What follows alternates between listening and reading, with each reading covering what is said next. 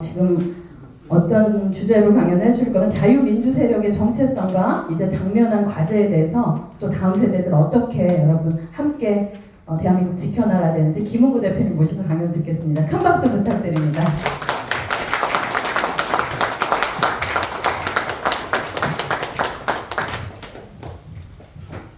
예, 안녕하세요. 트랜스포럼의 김웅입니다. 다시 인사드리겠습니다.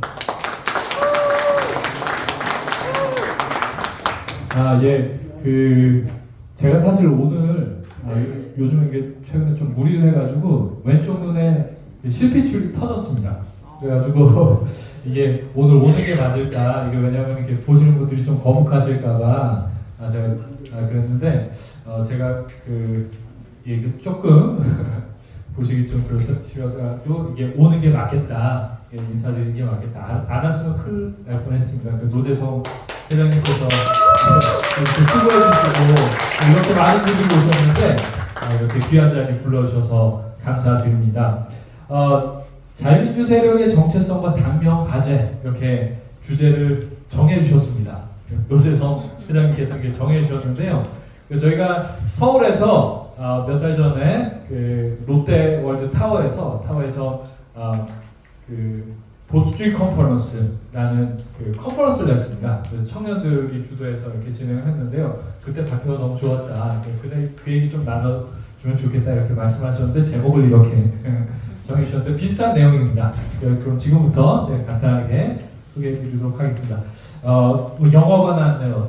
Conservative Ascendancy, 그러니까 보수의 상승, 보수의 도약 뭐 이런 뜻인데요. 넘겨주시면은 결국엔 제가 오늘 말씀드릴 것이 트루스포럼의 보수주의와 대한민국의 소명이라는 주제입니다. 연사님께서 이쪽에 같이 알겠습니다. 제가 여기서 하겠습니다. 이쪽으로 이렇게 하면은 이쪽에 지금 실핏줄 터진 게 좀 안 보일 수가 있어서요. 이쪽으로 나갈 겁니다. 저희 트루스포럼이 이제 벌써 한 6년 정도 됐습니다. 시간이 참 잘 가죠. 여기 계신 분들은 대부분 탄핵 사태 때 대한민국 정말 위험하구나 라고 생각을 하시고 태극기 드신 분들이시죠? 맞습니다. 네, 저도 그렇습니다. 저도 그때 딱 하는 거 보니까 좌파의 거짓 선동이 대한민국을 뒤집어 엎겠다라는 정말 위기감에 제가 사실은 대학 졸업하고 대학원 졸업하고 사회생활을 조금 오래 했습니다. 오래 하다가 박사학위를 마치고 다시 대학에 들어왔는데 탄핵 사태가 딱 터진 거예요. 그런데 제가 운동권 선배들이 하는 것들을 이렇게 좀 이렇게 많이 볼 수가 있었습니다. 몇 가지 이슈가 있었는데요. 간단하게 말씀드리면 제가 대학교 1학년 때 저희 주변에는 서울대 다니는 사람이 없었습니다. 그래가지고 하나님께 기도드렸어요. 서울대는 하나님 믿는 사람 별로 없는 것 같은데 보내주시면 열심히 전도하겠습니다. 이렇게 했더니 보내주셨어요. 그래서 정말 감사했는데 제 주변에 서울대 다니는 사람이 없었습니다. 근데 가보니까 또 크리스찬들 되게 많더라고요. 근데 참 기쁜 마음으로 이렇게 딱 들어갔는데 한국사 수업 시간에 교수님이 6.25 전쟁에 대해서 이렇게 설명을 하셨습니다. 6.25 전쟁에 대해서 설명을 하시는데 이렇게 시작하셨어요. 6.25는 북한의 남침으로 시작했습니다. 이렇게 얘기가 떨어지자마자 뒤쪽에서 어떤 사람이 아닙니다! 남한의 북침입니다! 소리를 지르는 거예요. 저는 그때 깜짝 놀랐습니다. 이게 우선 교수님한테 어떻게 소리를 지르느냐. 고등학교 때는 선생님들 하늘 같으신데 근데 소리를 지르면서 대들더라고요. 그리고 이 사람이 근데 정말 아주 확신에 찬 목소리로 그렇게 얘기를 하는 걸 보면서 저도 그런 생각이 들었습니다. 혹시나 내가 모르는 어떤 역사의 진실 같은 게 숨어 있는 게 아닐까? 이런 생각이 들었는데 그런데 또 제가 법대에서 이상한 경험을 했습니다. 서울대 와보신 분들 아시겠지만 법대 앞에 이렇게 조그마한 공터가 있습니다. 그거는 정의의 광장이라고 그냥 부르는데 그냥 조그마한 공터입니다. 거기서 사람들이 팩차기라고 제기차기 비슷한 놀이도 하고 그러는데요. 근데 거기서 어떤 선배 2명이 우연히 얘기하는 걸 제가 지나가다가 들었는데 무슨 얘기냐? 빨치산 선배를 만났다. 빨치산 선배를 만났다. 그런데 열심히 하라고 격려하면서 이렇게 얘기를 해주셨다라고 하면서 혁명이란 게 이루어지지 않을 것처럼 보여도 생각을 해봐라. 6.25 때 생각해봐라. 6.25 때. 6.25 때 한 달 만에 낙동강까지 내려가지 않았냐. 그렇기 때문에 이 혁명이란 게 참 안 이루어질 것처럼 보여도 결정적인 순간, 결정적인 순간이 되면 어느덧 불현듯 그렇게 완수되어 있을 거다. 혁명은 원래 그런 거다. 그러니까 지치지 말고 힘내고 열심히 해라. 뭐 이런 식으로 격려를 했다는 거예요. 그걸 두 사람이 얘기하는 거를 지나가면서 제가 우연히 들었습니다. 우연히 들었는데요. 그때는 그게 무슨 얘기인지도 모르고 대학 생활 자체가 참 이렇게 어색하고 그래가지고 좀 이게 그런 때였는데 그 사람들이 그런 얘기를 하는 걸 들으면서 지나갔는데 그게 그때는 놀라지도 못했습니다. 무슨 얘기인지도 모르니까. 나중에 보니까 정말로 무서운 얘기였던 거죠. 정말로 위험한 얘기였던 거죠. 왜 그랬냐 하면은 이게 70년대, 80년대, 70년대 대학 다니신 선배님들하고 80년대 대학 다니신 선배님들 학생 운동 하셨다는 분들 색깔이 다릅니다. 색깔이 다릅니다. 80년대부터는 그 당시에 이렇게 PD 계열하고 주사파 계열이 나뉘어져가지고요. 서울대에서도 박터지게 싸웁니다. 그러다가 그 80년대 중반 이후에 그 서울대도 주사파가 장악을 했어요. 장악을 해서 그 PD 계열 선배들을 막 이렇게 린치하고 막 그런 일들도 있었습니다. 그런데 그러니까 그 운동권이 자기들끼리 이렇게 활동할 게 아니라 대중을 움직여야 된다라고 하면서 80년대부터는 그 전투적 학생회론이라는 걸 해가지고 학생회에 침투합니다. 학생회에 침투해가지고 학생회를 움직이니까 학생들이 그냥 따라온 거예요. 제가 입학했던 96년도에는 80년대 이제 이미 주사파 운동권들이 서울대 총학생회에 장악했고 법대 학생회마저도 장악을 했습니다. 그래서 제가 입학했을 때는 법대가 4개의 반이 있었어요. A, B, C, D 반이 있었고 각 반이 4개의 조가 있었습니다. 근데 조가 있었는데 제가 A반 소속이었는데 A반은 4개의 학회로 나누더라고요. 근데 저는 이게 학회라는 얘기는 뭔가 좀 이렇게 학구적인 것 같잖아요. 그래서 이게 서울대 오니까 특히나 또 법대까지 오니까 이게 사람들이 이게 학회라고 부르나 보다 했는데 나중에 알고 보니까 그 운동권 학회인 겁니다. 운동권 학회인 거고 제가 입학했을 때 그 신입생 오리엔테이션을 했어요. 입학식을 하기도 전에 학생회에서 그 오리엔테이션 하니까 와라 라고 해서 갔습니다. 갔는데요. 웬걸 뭐 사람들은 다 좋죠. 또 이렇게 친하게 지낼 사람들인데 비디오를 하나 보여주더라고요. 비디오를 보내주면서 근데 이게 보니까 그러니까 한국사의 모순이나 뭐 이런 것들 막 보여주면서 이걸 토론하라고 시키는 거예요. 그러니까 그때부터 운동권 의식한 교육이 있었던 겁니다. 그러다가 말 잘 듣는 애들 조금씩 부추겨가지고 이제 운동권 핵심 분자로 끌고 가는 거예요. 만드는 겁니다. 그게 법대에서도 그런 환경이 있었어요. 선배님들 모르시더라고요. 70년대하고 80년대 그리고 그러니까 80년대는 그런 분위기로 완전히 대학이 장악이 됐었기 때문에 70년대 이전 선배님들은 그런 환경에 대해서 이렇게 잘 이해를 못하십니다. 근데 제가 다녔던 90년대 그리고 지금도 사실 그 틀이 이어져 내려오고 있습니다. 왜냐하면 학생 조직을 장악할 세력이 사실 운동권 조직밖에 없기 때문에. 그래서 그 80년대 이정희 아시나요? 통진단. 네. 들어보셨죠? 이정희 그러니까 법대 선배고 그 전에는 강철서신, 김영환 아시죠? 다 법대 사람들입니다. 법대 학생회 그래서 그렇게 장악해버렸던 거예요. 그래서 제가 입학했던 96년도에는 이미 그렇게 장악된 상황이었고 입학하니까 자동적으로 학회 가입이고 또 자동적으로 의식하기로 받고 막 그럴 때였습니다. 그런데 나중에 보니까 제가 깨닫게 됐어요. 어떻게 깨닫게 됐나? 시간이 조금 지났는데 제가 인터넷에서 우연히 발견했습니다. 러시아하고 한국하고 수교를 했잖아요, 그렇죠?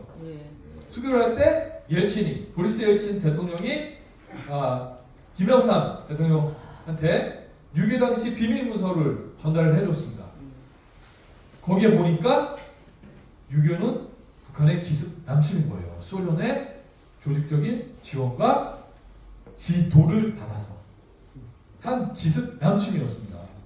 저는 그걸 딱 보고 와 이게 해방감 같은 게 느껴지더라고요. 그러니까 진리가 너희를 자유롭게 하리라 그 말씀 있잖아요. 뭐가 진실인지 몰라서 괴로웠는데 이 진실을 딱 접하고 나니까 이런 해방감 같은 게 느껴졌습니다. 저는. 여러분들도 그런 경험 있으신지 모르겠는데 그래서 저는 이게 너무 기뻤어요. 너무 기뻤고 그리고 또 수업 시간에 교수님한테 대들면서까지 그렇게 얘기했던 선배 같은 사람도 그때 그 사람도 이제 진실을 발견했으니까 자유할 수 있겠다 이런 생각을 했습니다. 그런데 제가 아무리 뒤져봐도 반성하고 사과하는 사람이 없는 거예요. 그래서 저는 그게 너무 이상했습니다. 그게 너무 이상했습니다. 이게 왜 그러냐면요. 그 운동권 대학생 청년들이 이게 만약에 북한의 기습 남침이 아니라 남한의 기습 북침이면은 6.25 전쟁 때 피 흘리면서 싸우셨던 우리 선배님들은 다 거짓말에 속아가지고 민족들을 학살한 분들이 되는 거잖아요. 그러니까 운동권 학생들이 그렇게 막 매도를 했습니다. 국군장교 선배님들. 그러니까 속상하시죠. 그래서 어떤 분들은 훈장을 반납하기까지 하셨습니다. 그럼 거기에 대해서 진실이 들어왔으면은 사과해야죠, 그렇죠? 네. 실수는 할 수 있어요, 몰라서. 근데 진실이 들어왔으면 사과하는 게 당연한 거죠, 그렇죠? 네. 근데 사과가 없더라고요. 저는 그게 이상했습니다. 왜 사과가 없을까? 그런데 조금 더 시간이 지나고 나니까 더 이상한 얘기가 나는 거예요. 어떤 얘기냐? 그래 러시아 비밀문서 나도 봤는데 야 근데 70년 전에 누가 먼저 공격한 게 뭐가 그렇게 중요하냐? 우리가 발전적인 남북관계를 어떻게 설정할 것인가 여기에 집중해야지 왜 자꾸 70년 과거로 행위하는 그런 성향을 보이냐? 우리 남북관계 앞으로 어떻게 할지 거기에 좀 집중을 하자. 뭐 이런 얘기가 나와요? 좀 이상하죠, 그렇죠?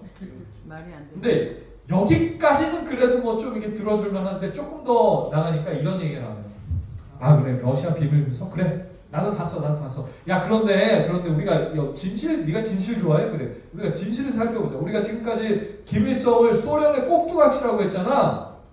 그런데 러시아 문서 봐봐. 남한의 해방 전쟁을 하려고 스탈린 2번씩이나 적극적으로 설득을 하네. 그 소련의 사주를 받아서 그렇게 꼭두각시처럼 했다고? 아니네. 김일성은 한반도의 해방 전쟁을 주체적으로 수행하려고 노력했던 민족의 주체적인 지도자였어. 뭐 이런 얘기를 하는 거예요. 어이가 없게. 그래서 저는 도대체 왜 이럴까? 도대체가 왜 이럴까? 그게 정말 궁금했는데요. 제가 나름대로 답변을 찾았습니다. 그게 언제였냐면은 여러분들 2008년도에 뭐 하셨나요? 2008년도에 뭐 하셨나요? 그 2008년도에 광우병 사태가 있었습니다. 광우병 사태. 미국산 소고기 먹으면 뇌 소통, 구멍 뚫린다. 뭐 이런 걸로 사람들 선동했잖아요. 근데 저 미국산 소고기 엄청 많이 먹었거든요. 근데 멀쩡하게 잘 살더라고요. 그런데 그때 다 선동인 거 아시죠? 여기 계신 분들. 네. 그렇죠. 근데 그렇게 거짓말하고 선동한 사람들이 처벌받는 사람들이 없더라고요. 이게 참 신기하고 그리고 또 그때 거짓말 적극적으로 하신 분은 MBC 사장도 하시고 그러시더라고요. 그런데 그때 여러분들께서 아시는지 모르겠지만 미네르바 사건이라는 게 있었습니다. 아시나요? 네. 아시는 분 계시네요. 미네르바 사건이 어떤 사건이냐면요. 모르시는 분들도 계시니까 제가 설명드리면은 미네르바라는 사람이 있었어요. 그러니까 본명은 박대성이라는 사람인데 미네르바라는 아이디로 필명으로 다음 아시죠? 다음 네. 인터넷 거기 아고라라는 카페가 있는데 거기서 이제 정치적인 의견들 이렇게 나누는 커뮤니티인데 거기서 미네르바라는 이름으로 활동을 하면서 이명박 정권의 재정 정책을 비판을 했습니다. 그리고 또 자기 나름대로 막 예측을 하고 그런데 그게 딱딱 몇 번 맞아 떨어진 거예요. 그래서 이 사람이 되게 유명해졌습니다. 거기서. 그런데 이 사람이 주장한 내용 중에 허위사실이 있어가지고 구속이 됐어요. 그런데 이 사람도 그러니까 좌파입니다. 좌파고 이 사람도 이명박 대통령 되게 싫어하는 사람인데 어느 날 갑자기 일달의 청년들이 면회를 옵니다. 연애를 놉니다. 그러더니 이렇게 얘기하는 거예요. 야, 너 제발 자살해라. 너 제발 자살해라. 야, 지금 보이잖아. 광우병, 이 파동 때문에 사람들이 지금 들끓어 올라와 있는데 여기에서 네가 만약에 자살을 하면은 우리는 그 힘을 힘입어서 정말로 이 정부를 정복할 수 있어. 그리고 너는 열사가 되는 거야. 그리고 네 가족들 이런 사람들 우리가 다 그 케어해 줄 테니까 너 우리 믿고 제발 자살해라. 이렇게 자살해라. 이렇게 설득을 하더래요. 설득을 하더래요. 그래서 이 사람이 깜짝 놀랐습니다. 깜짝 놀랐습니다. 이 사람도 좌파인데.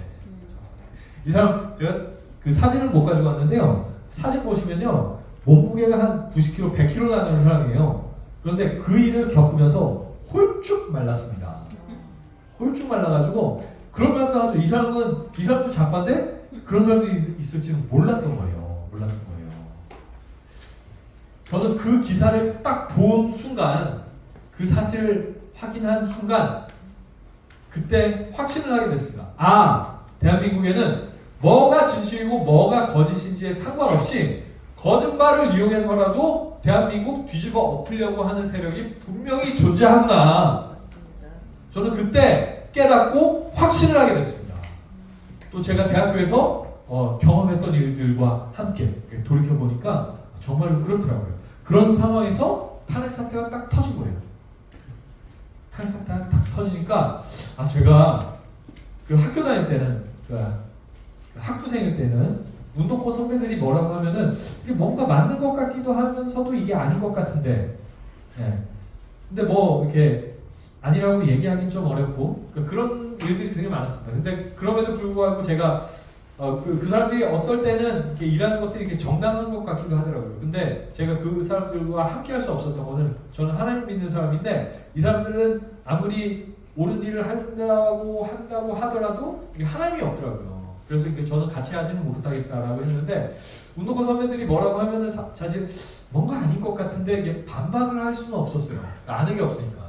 근데 이제 사회생활도 오래 하고 그리고 또 이제 대학원에 다시 들어간 상황에서 탄핵 사태 딱 터졌어요. 근데 이게 제가 봤을 때는 대한민국을 뒤집어 엎으려고 하는 사람들이 거짓말로 대한민국 정말 뒤집어 엎으려고 하는 시도로 보이더라고요. 그래서 그때 대자보를 썼습니다. 대자보를 쓰고 이제 탄핵 사태의 문제점들에 대해서 얘기를 하고 이렇게 하다가 트루스 포럼, 그 대학 자체가 너무 왼쪽으로 쏠려 있습니다. 마르크스주의가요 대학의 판치입니다. 미국에도 판치고 있습니다. 왜 그러냐면은 이 소련에서 뭐 여기 있는 분들은 다 아시는 내용이시겠지만 간단하게 말씀드리면 소련이 공산주의 그 유토피아 만들려고 했잖아요. 근데 스탈린은 독재다라고 한 사회주의자들이 또 있어요. 이런 사람들이 또 유럽으로 갑니다. 뭐 프랑크푸르트파 뭐 이런 것들 만들었는데 뭐 마르쿠제 뭐 이런 사람들이 그러니까 신좌파 이론들을 만들면서 이게 나라를 만들어서 해결할 게 아니라 문화를 바꿔야 된다. 우리 문화 자체를 사회주의적으로 바꿔야 된다. 공산주의적으로 바꿔야 된다고 하면서 혁명을 하면서 이 사람들이 또 미국으로 갔어요. 미국으로 가서 프랑크푸르트파 뭐 이런 사람들이 또 이렇게 미국 대학들에 영향을 많이 미쳤습니다. 그래서 불구물이 축축한 마르크스주의를 세련된 형태로 막 대학에 주입을 시킨 거예요. 학문에 주입을 시킨 겁니다. 여기서 공부한 사람들이 미국에서 공부했다고 또 서울, 한국 와서 교수님들 하시고 이러니까 기본적으로 학문 자체가 마르크시즘에 오염이 돼 있어요. 포스트모더니즘이 방법론으로 채택하고 있는 게 프로이드 심리학, 그리고 뭐 후기 구조주의, 그리고 또 마르크시즘입니다. 마르크스주의입니다. 그러니까 이게 포스트모더니즘에 영향을 받은 학문들은 죄다 마르크시즘이 다 깔려 있는 거예요. 그래서 지금은 소련이 망했으니까 공산주의 다 망했나요? 아니요. 아니죠, 그렇죠? 아니죠. 소련이 망하니까 미국에서 지금 가장 사회주의적인, 가장 공산주의적인 주장들이 자유롭게 자유민주주의라는 틀 안에서 나오고 있어요. 이게 지금의 현실입니다. 지금의 현실입니다. 그래서 우리가 여기에 대해서 싸워야 돼요. 여기에 대해서 싸워야 돼요. 제가 지금 이렇게 프린트 준비한 내용하고는 이렇게 다른 얘기를 이렇게 많이 했는데요. 한 제가 10분 정도 더 하면 되나요? 네, 10분 정도 말씀을 드리겠습니다. 제가 트루스 포럼 딱 시작하고 나니까 정말로 다양한 분들이 모였어요. 정말로 다양한 분들이 모였는데 제가 계속 좀 넘겨주시죠. 뒤쪽에 있는 얘기 하도록 하겠습니다. 계속 프랑스 혁명에 대해서도 여러분들께 기회가 되시면은 꼭 한번 공부해 보시면 감사하겠습니다. 저희 영상들도 있습니다. 트루스 포럼 유튜브 들어오시면 영상들이 있는데요. 제가 정리한 내용이 있는데 그것도 한번 꼭 들어보시고요. 오늘은 2042 요게 뭔지는 잠깐만 제가 설명을 드릴게요. 트루스 포럼이 얘기하는 보수주의를 왜 하게 됐냐면요. 제가 처음에 트루스 포럼 시작하게 될 때 너무 다양한 사람들이 모였습니다. 그래서 이 기준이 필요하겠더라고요. 그래서 그 기준을 5가지로 정리했습니다. 5가지가 뭐냐? 대한민국 건국과 산업화의 가치를 인정하고 북한의 해방이 우리 민족의 사명임을 인식을 하면서 그리고 굳건한 한미동맹을 지지하는 겁니다. 그리고 네 번째, 그 당시에 탄핵 사태 때 저희가 시작을 했으니까 탄핵 사태에 대해 문제점에 대해서 인식을 하고 있어야죠. 그렇죠? 네. 그리고 다섯 번째로 제가 이렇게 시작을 하게 된 게 사실 기독교인으로서 어떤 그 사명감에서 출발했기 때문에 트루스 포럼은 종교가 다른 분들도 같이 하실 수 있지만 기독교적 세계관에 바탕을 두고 우리는 활동을 할 거다라고 표명을 했어요. 근데 나중에 보니까 그게 결국엔 미국에서 그 보수주의라는 정치 철학으로 이렇게 형성이 된 개념이더라고요. 이 보수주의가 근데 뭐냐면은 프랑스 혁명에 대한 반성적 고찰에서 출발했습니다. 프랑스 혁명가들이 세계 최초의 공산주의자들이에요. 세계 최초의 혁명가들입니다. 이 사람들이 인간 이성을 절대적으로 믿으면서 인간 이성에 기반한 유토피아를 만들려고 했어요. 그러면서 인간의 영성이나 어떤 하나님 이런 존재들을 다 부정을 했습니다. 그래서 교회를 이거는 앙샹레지 그 신앙 자체를 앙샹레지 구체제다라고 해서 그 기득권 타도해야 할 대상으로 만들었습니다. 그리고 죄다 파괴했습니다. 그런데 프랑스 혁명의 3대 모토가 뭐죠? 자유평등. 맞습니다. 자유평등 파괴인데 이게 혁명가들한테만 적용되는 자유평등 파괴예요. 그래가지고 혁명에 반대하는 사람들은 목 댕강댕강 자릅니다. 로베스피에르라고 들어보셨죠? 네. 그 사람이 그 집정관으로 취임했을 때 파리에서 1년 동안 파리 광장에서 목 잘린 사람만 한 3-4만 명 돼요. 거기서만 목 잘린 사람이 1년 동안. 하루에 몇 명씩 자르면 되죠? 하루에 거의 100명씩 자릅니다. 그리고 그 방대라는 지역에서는요, 혁명에 반대했다는 이유로 30만, 40만이 학살당하는데요. 애들은 그냥 말국으로 작은 밟아 죽였습니다. 기록이 그렇게 나와요. 그러면서 유토피아를 위해서 우리는 이런 일을 한다 이러고 했던 거예요. 공산주의자들하고 똑같죠, 그렇죠?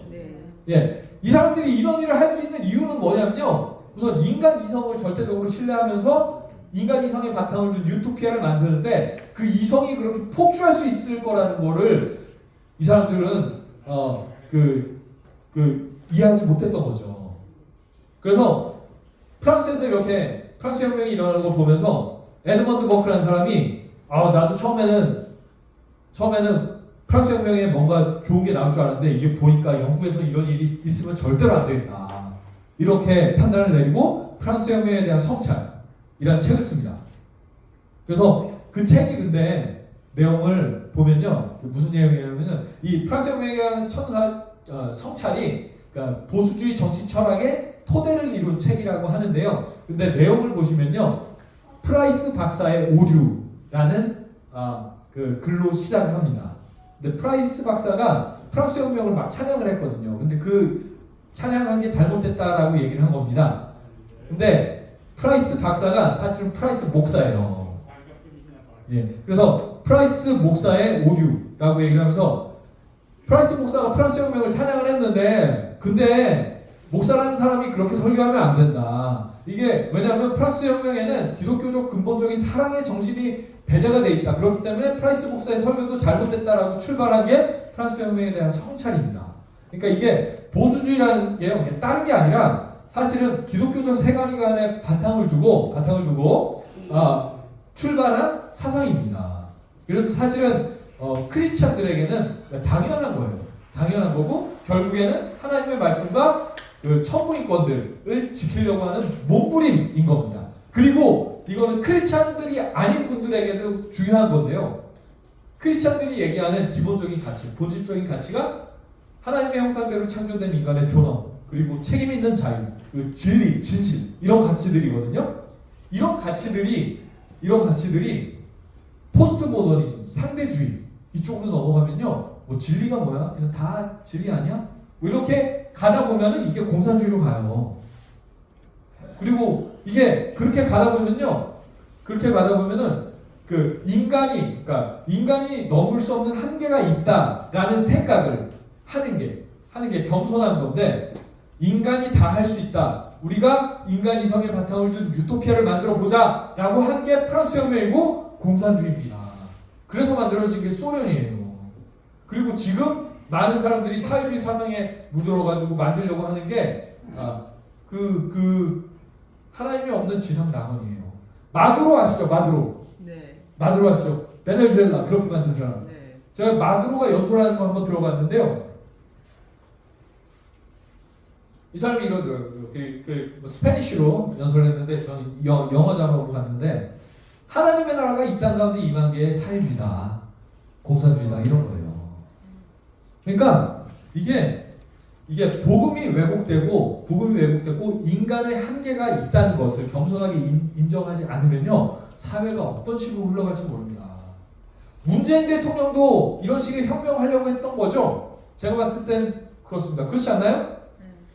네, 저는 그래서 그러니까 비슷한 분이라고 이해를 하는데, 그렇기 때문에 제가 보수주의에 대해서 간단하게 설명드렸는데요. 미국에서도 보수주의라는 정치 철학이 현대에 와서 이게 자리를 잡는 데는 한 70년 정도의 시간이 걸렸어요. 꽃을 피운 거는 레이건 대통령입니다. 레이건 대통령. 예. 대공황이 일어났을 때 루즈벨트 대통령이 막 뉴딜 정책하면서 막 이렇게 하는 것들이, 이게 사실은 기본적인 이제 자유의 정신이나 이런 것들에 사실 이렇게 배치되는 것들이 많았기 때문에, 그리고 또 실제로 막 이게 공산주의와 연결이 된 게 아니냐, 사회주의적인 정책들이 아니냐, 이런 우려들이 되게 많이 나왔습니다. 그런데 그런 우려들이 좀 이렇게 체계적으로 발전하면서 미국의 현대 보수주의라는 개념이 탄생했는데, 그러고 나서 레이건이라는 대통령을 만들었어요. 그리고 소련을 붕괴시켰습니다. 그래서 박수 한번 칠까요? 그래서 미국에서는 어떤 사람들이 이걸 보수주의 혁명이라고 해요. 레이건 혁명이라고 합니다. 이 대한민국에도 이런 혁명 한번 있어야 되지 않겠습니까? 맞습니다. 저는 이 혁명이 언젠가 이루어질 거라고 생각합니다. 그리고 그 혁명은 북한을 해방하는 데까지 나갈 겁니다. 아멘. 아멘. 박수 한번 쳐주시죠. 그래서 지금 있는 숫자, 제가 보여드린 숫자, 저희 트루스포럼 보수주의 컨퍼런스 2022년에, 올해가 2022년이잖아요. 그래서 미국은 70년 걸렸는데 우리는 20년 안에 보수주의 대통령, 보수주의 가치에 충실한 대통령 만드는 조직이 되겠습니다. 선포했습니다. 감사합니다.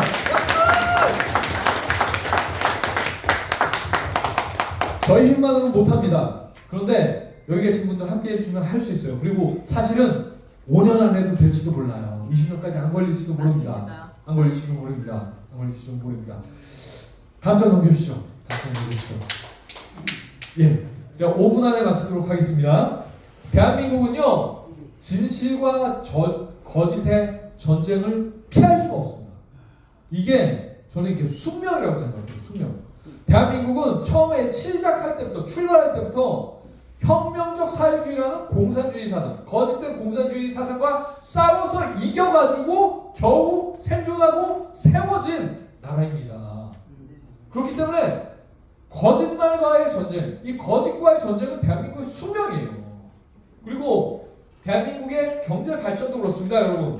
박정희 대통령, 하늘은 스스로 돕는 자를 돕는다. 자도 정신 말씀하셨죠, 그렇죠? 그런데 그때 유럽은 뭐 하고 있었는지 아세요? 사회민주주의, 한다고 하면서 이 사회민주주의가 사실은 수정 마르크스주의거든요. 한다고 하면서 복지국가 막 강조하고 하면서 사실상 강조하면서 나갔는데 근데 그 결과가 한 30년, 40년 지나니까 나오잖아요. 그렇죠? 유럽에서 어떤 혁신적인 것들이 지금 이제 더 이상 안 나오잖아요. 그렇죠?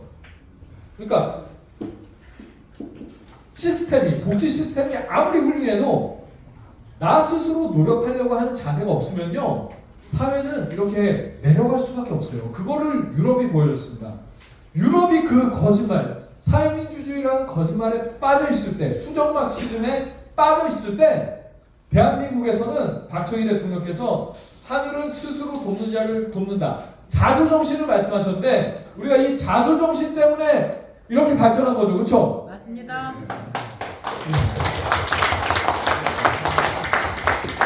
그런데요, 이 자주정신이 사회민주주의, 복지국가가 가지고 있는 문제점, 거짓말을 간파한 한마디의 정답이에요. 그렇죠? 그러니까 대한민국은 건국도 그렇고 성장도 그렇고 특히 사회주의라는 거짓에 대항해서 일어난 기적 같은 축복입니다. 맞습니다. 그래서 대한민국은 역사가 그래요. 거짓과 싸워 이겨낸 결실입니다. 결실.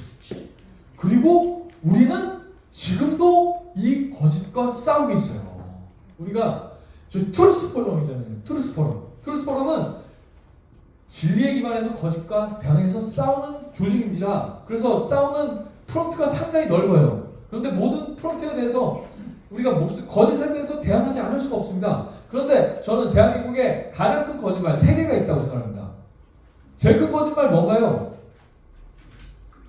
예, 우선 그 사회주의라고 저희가 싸워 이겨서 여기까지 왔잖아요. 사회주의. 두 번째 좌익 민족주의 상황이라고 생각합니다. 저 첫 번째 대한민국 건국과 산업화의 가치를 인정하는 걸 저 트루스 포럼의 첫 번째 가치로 제가 내세웠는데요. 대한민국에는 지금 사실상 그 양립될 수 없는 두 개의 생각이 공존하고 있습니다. 대한민국은 건국도 그렇고 성장도 그렇고 기적이고 축복이다. 또 특별히 하나님의 축복이다. 이렇게 생각하는 사람들이 있고요. 다른 쪽에서는 대한민국은 친일파가 미국에 비해서 부정한 나라다. 그리고 자본주의는 1%가 99% 착취하는 시스템이니까 이거 다 뒤집어 엎고 사회주의로 나가야 된다라고 생각하는 사람들이 좀 대립하고 있어요. 우리가 이 전쟁을 직시해야 됩니다. 이 거짓말은 근데 정말로 나쁜 거짓말이에요. 왜냐하면은 대한민국은 건국도 기적이고 축복이었고 대한민국의 성장도 기적이고 축복이었습니다. 후대가 이걸 깨닫지 못하게 하는 거예요. 까먹게 하는 거예요. 그렇기 때문에 저는 이게 이 대한민국에서 정말 나쁜 거짓말이라고 생각합니다. 이 거짓말과 다 싸워 이겨내야 되지 않겠습니까, 여러분? 맞습니다. 그리고 오늘 이곳이 기독교 봉사회관인가요?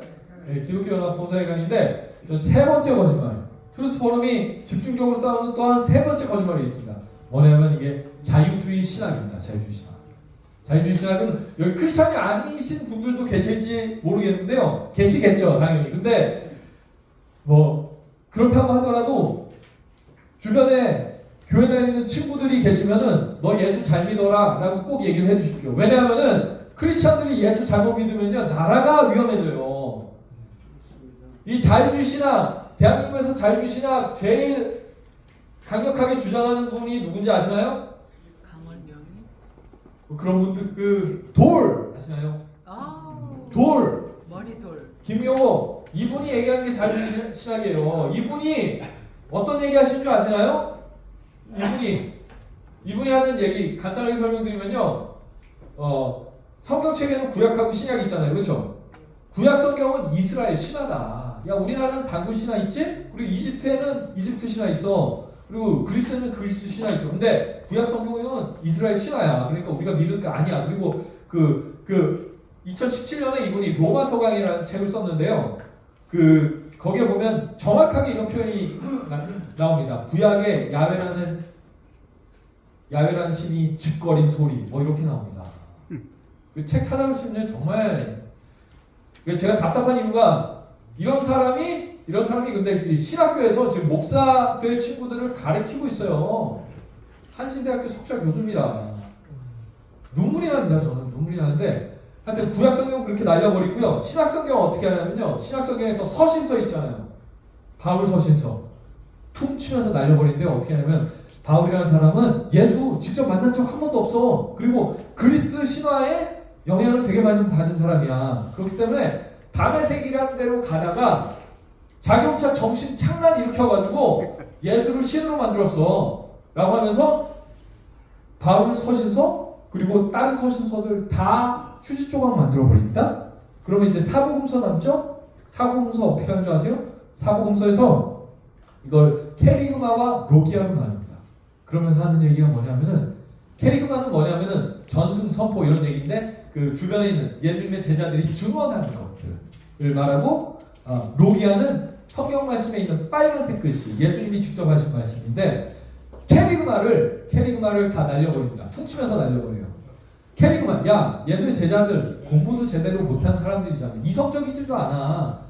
야 그리고 성경에 보면은 기적들 많이 나오는데 야 이성적이지 않잖아. 우리가 이성적인 사람으로서 배운 사람으로서 그런 것들은 다 지워버려야지 라고 얘기하면서 캐리그마를 다 지워버려요. 그러면은 캐리그마에서 날아가는 게 뭐죠? 예수님이 행하신 기적들, 동정녀 탄생, 십자가, 부활, 대속 이런 것들 다 날려버립니다. 다 날려버려요. 그러면 도대체 이 사람들이 믿는 게 뭐냐? 로기아라는 신약성경에 보면 빨간색으로 된 예수님의 말씀만 우리가 집중하자라고 얘기를 하는 건데요. 이것도 상당히 자기들의 취향에 맞는 것만 골라서 가는데 예를 들어서 가난한 자는 복이 있나니 천국이 될 것이고요. 그러니까 어려운 사람 돕는 게 복음이다 라고 얘기를 하는 거예요. 하나님, 예수님 쫙 빼고 어려운 사람 돕는 게 복음이야. 그러니까 예수님을 도덕교사, 민중운동가를 만들어버립니다. 그러면서 전태일이 예수라고 해요. 이런 사람이 여기 교회 안 다니시는 분들도 계실 거예요. 근데 친구분들 중에 교회 다닌다고 하시면서 야 도올 멋있지 않냐? 뭐 김용옥 하는 말 재밌지 않냐? 이런 분들 계시면요. 야 너 제발 좀 정신 차려라. 교회가 그렇게 삐뚤어지면은 나라가 망가진다. 정신 차려라. 이렇게 좀 얘기 좀 해주십시오.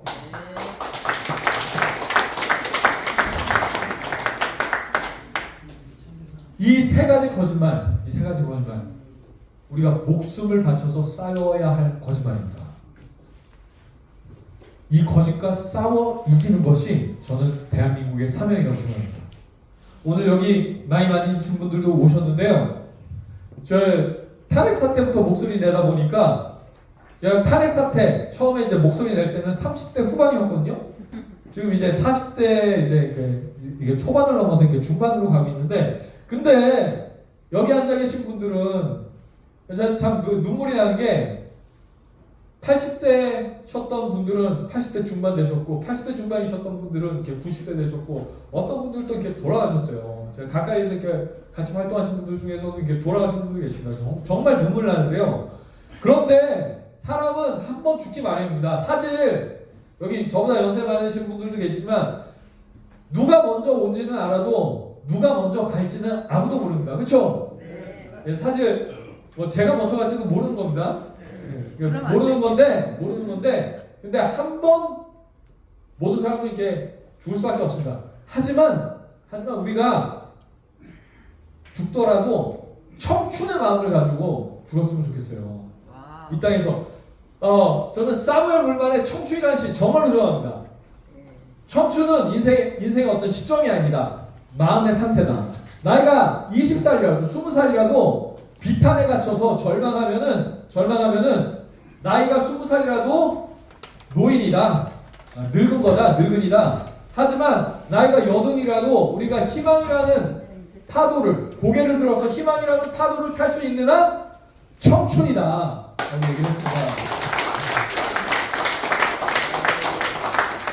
여러분들 우리는 싸워야 할 사명이 있습니다. 진실과 거짓의 전쟁은 대한민국의 숙명이고 이 싸움에서 이기는 것이 이 대한민국의 사명입니다. 이 사명을 품고 죽는 날까지 청춘으로 사시기를 바랍니다. 감사합니다.